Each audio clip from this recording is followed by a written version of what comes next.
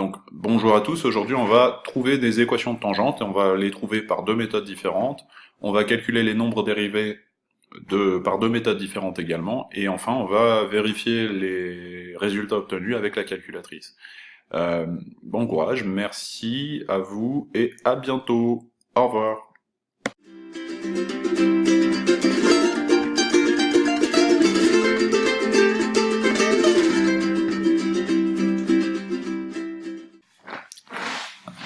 Allez, on se retrouve ici avec l'exercice suivant. Donc on a une fonction f qui est définie et dérivable pour tout x appartenant à R par cette expression-là, c'est f de x égale x carré moins 3x plus 1.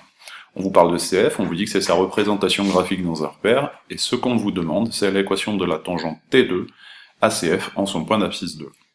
Alors, très rapidement, on a ici la courbe représentative de la fonction f. Ici, le point A, c'est le point de la courbe représentative de la fonction f, qui a pour abscisse 2. Et ici, on a la tangente T2, qui est la tangente à la courbe représentative de la fonction f, en son point d'abscisse 2. Alors, pour ce faire, on va commencer par calculer le coefficient directeur de la tangente. Le coefficient directeur de la tangente, c'est le nombre dérivé de f en 2, c'est-à-dire c'est f' de 2. Pour le calculer, il y a plusieurs méthodes. On va commencer par la méthode de la limite du taux d'accroissement de la fonction f entre les points d'abscisse 2 et 2 plus h lorsque h tend vers 0. Donc, on va commencer par calculer f de 2. f de 2, vous avez la fonction ici, c'est 2 au carré, moins 3 fois 2, plus 1. Ça fait 4, moins 6, plus 1, 4 moins 6, ça fait moins 2 plus 1, ça fait moins 1. Ensuite, on va exprimer f de 2 plus h. f de 2 plus h, c'est l'image de 2 plus h par la fonction f. C'est-à-dire, on va prendre 2 plus h, on va le mettre au carré, ensuite on va y soustraire 3 fois 2 plus h, et on va y ajouter 1. Donc 2 plus h au carré, en développant avec l'identité remarquable, ça fait 4 plus 4h plus h carré. Le 3, on va le développer sur le 2 plus h, donc ça fait moins 3 fois 2, moins 3h, plus 1. Et alors si on réduit et on ordonne, ce qu'on va trouver, c'est h carré. Hop, dh, il y en a 4 ici, moins 3 ici, donc ça fait plus h. Ensuite, on a 4 moins 6 plus 1, c'est-à-dire moins 1. Désormais, on peut exprimer le taux d'accroissement de la fonction entre le point d'abscisse 2 et le point d'abscisse 2 plus h, c'est-à-dire f de 2 plus h moins f de 2, le tout sur h. Et en remplaçant, on a donc h carré plus h moins 1, moins, entre parenthèses, moins 1, le tout sur h. Ça fait h carré plus h sur h. Et en factorisant, on va obtenir h facteur de h plus 1, le tout sur h. On va simplifier par h, et on obtient donc h plus 1. Désormais, on peut étudier la limite de r de h, lorsque h tend vers 0, et la limite de r de h lorsque h tend vers 0, c'est la limite de h plus 1 lorsque h tend vers 0, et ça fait 1. 1 est un nombre fini, donc on a bien f' de 2, qui vaut 1. On a déterminé f' de 2, et on sait qu'il vaut 1. Il existe d'autres méthodes pour calculer des nombres dérivés, notamment le calcul de la fonction dérivée de f. Alors ici on a f de x, on rappelle, qui vaut x carré moins 3x plus 1. Si on veut dériver cette fonction, puisque c'est une fonction polynôme, on va commencer par dériver x carré, ça fait 2x. On va ensuite dériver moins 3x, ça fait moins 3. Donc la fonction dérivée de f, c'est 2x moins 3. Une fois qu'on a la fonction dérivée de f, si vous souhaitez obtenir le nombre dérivé de f en 2, c'est-à-dire f' de 2, vous calculez l'image de 2 par la fonction f', c'est-à-dire 2 fois 2 moins 3, ce qui nous fait 4 moins 3, ce qui nous fait 1. On a donc f' de 2, qui vaut 1. On a obtenu exactement la même chose que précédemment. Ici, on avait obtenu f' de 2 qui valait 1. Ici, on a également f' de 2 qui vaut 1. Alors le calcul ici est plus rapide, mais on peut vous demander de calculer le nombre dérivé en calculant la limite du taux d'accroissement. Désormais, on va vérifier la valeur de f' de 2 obtenue par les deux méthodes précédentes à l'aide du mode dérivatif de la calculatrice Casio. Donc c'est important de savoir faire ça, parce que lorsque vous calculez des nombres dérivés, si vous n'êtes pas sûr de vous, on peut toujours faire une erreur, vous pouvez, avec la calculatrice, au moins en avoir une petite assurance. Allez, c'est parti pour la vérification du nombre dérivé de f en 2 avec la calculatrice. Donc on va simplement aller tracer la fonction dans le menu graphe, on va supprimer la fonction qui est là, et on va rentrer la fonction, c'est-à-dire x au carré moins 3x plus 1. Ensuite on va dessiner la fonction. Donc on a la fonction qui se dessine ici, et on va faire trace. Alors, je vais juste changer le view window, on va dessiner la fonction, et on va faire trace, et on va se placer au point d'abscisse 2. Au point d'abscisse 2, on a deux informations. Au point d'abscisse 2, on a cette information-là, qui est dy sur dx égale 1. Et dy sur dx égale 1, ça veut dire, en langage de Casio, que f' de 2 est égal à 1. On a bien le x ici, pour x égale 2, dy sur dx égale 1, c'est-à-dire f' de 2 égale 1. Donc, le f' de 2 qu'on a obtenu précédemment par les deux méthodes, je vous rappelle, par cette méthode qui est un peu longue, cette méthode qui est un peu plus rapide, on a obtenu f' de 2 égale 1 précédemment aussi, maintenant on en est certain, f' de 2 est bien égal à 1.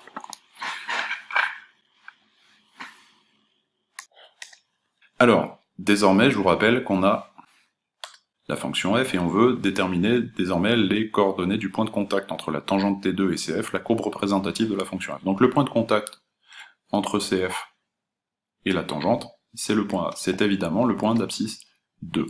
Ici, si vous voulez déterminer les coordonnées du point d'abscisse 2,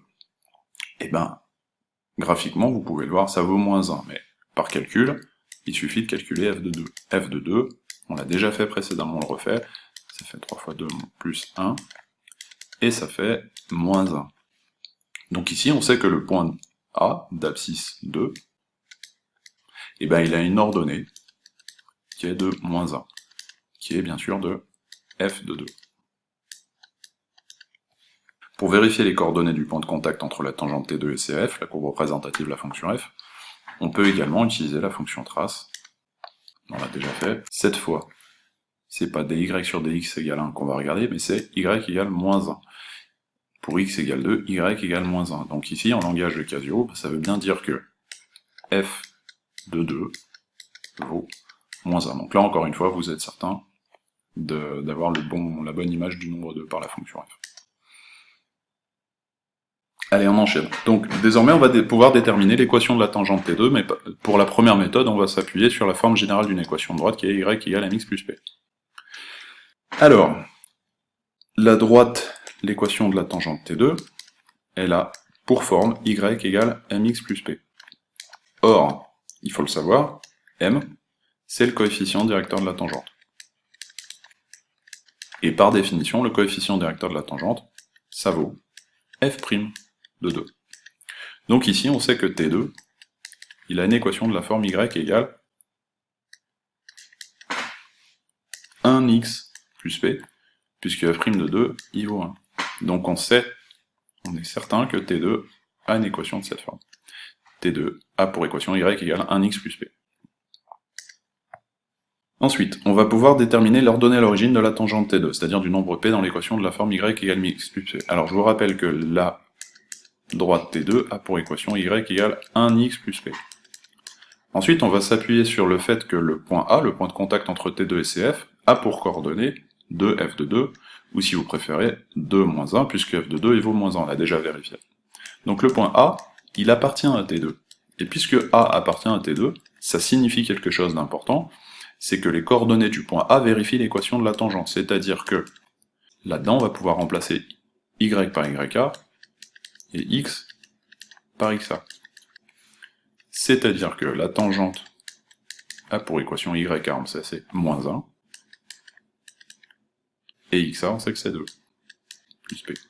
Donc on obtient ici une équation, et cette équation en la résolvant va trouver la valeur de p.